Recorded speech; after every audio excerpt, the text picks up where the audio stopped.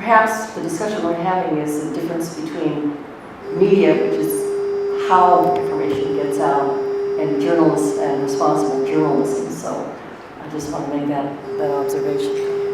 Do you think that the loyal opposition, because we have a two-party government, do you think that it's easier for the minority party to slip into obstructionism, or do you think that would happen no matter how many political parties there were?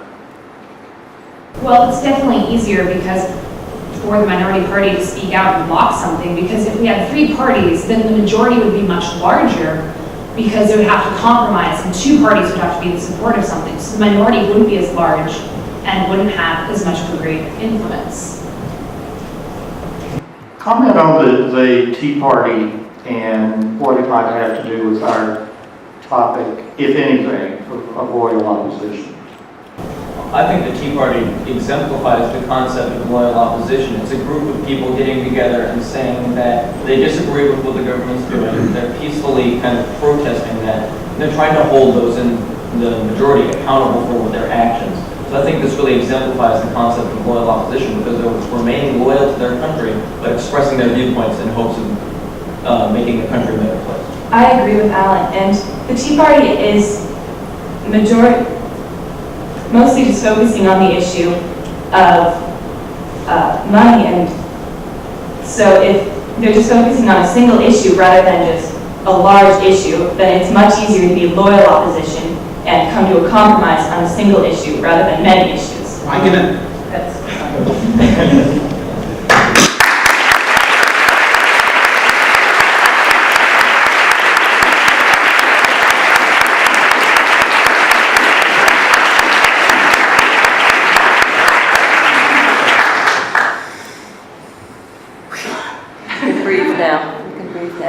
I thought your prepared remarks were well organized. I thought it was a nice sampling of over time and space of your initial examples to show that you were applying the concept over a period of time and could find examples in various corners. I thought that was effectively done. But then you went on to the substance, which was loyal opposition.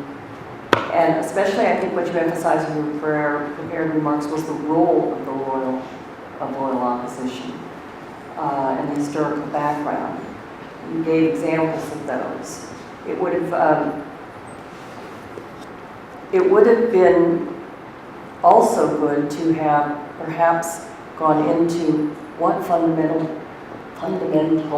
principles it has to attach to, because there's a lot of buzzwords in that quote, and I think that would have helped to solidify how you thought the loyal opposition, how it needs to attach to what principles, what fundamental principles, and that would have helped to tie a little bit of that together. You were clearly, you have opinions on all of, and were responsive to our questions. It isn't absolutely necessary in a big class like this that everybody has something to say on each one if you think you've covered it, but mostly when you added something, it did add a little nuance. So you did a good job.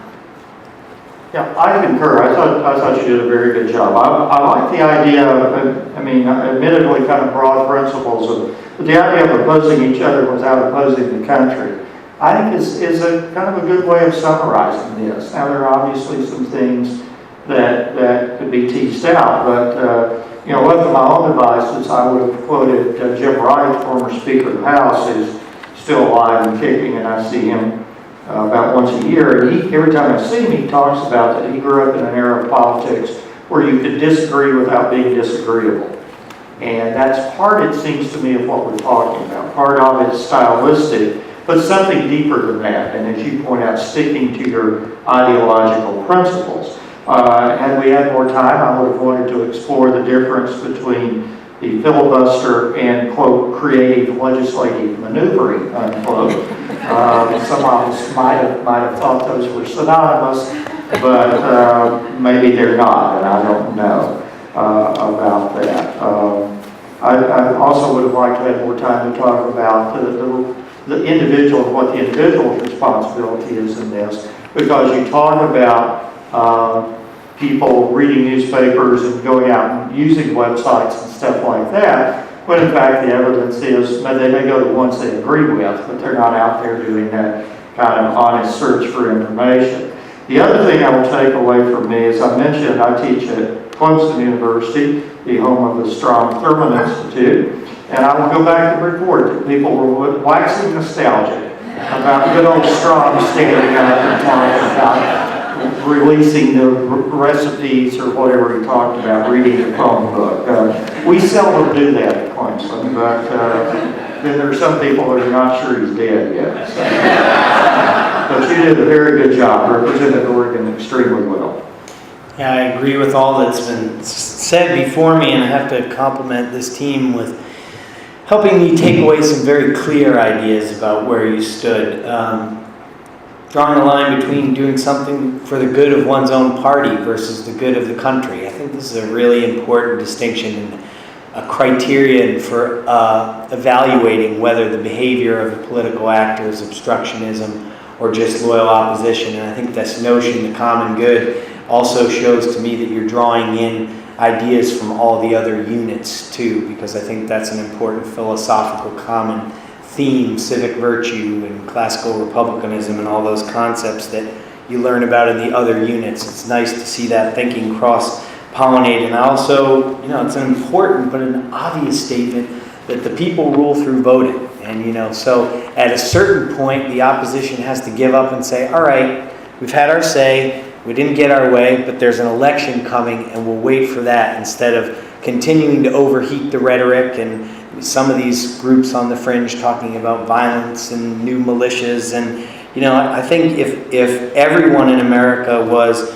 using the criteria that you've set forth in very clear terms to evaluate the state of political discourse today, we'd be in a lot better shape. But I am optimistic knowing that after this competition, you're still going to keep at it as citizens, and I wish you luck in doing that, and I congratulate you for a really nice presentation today.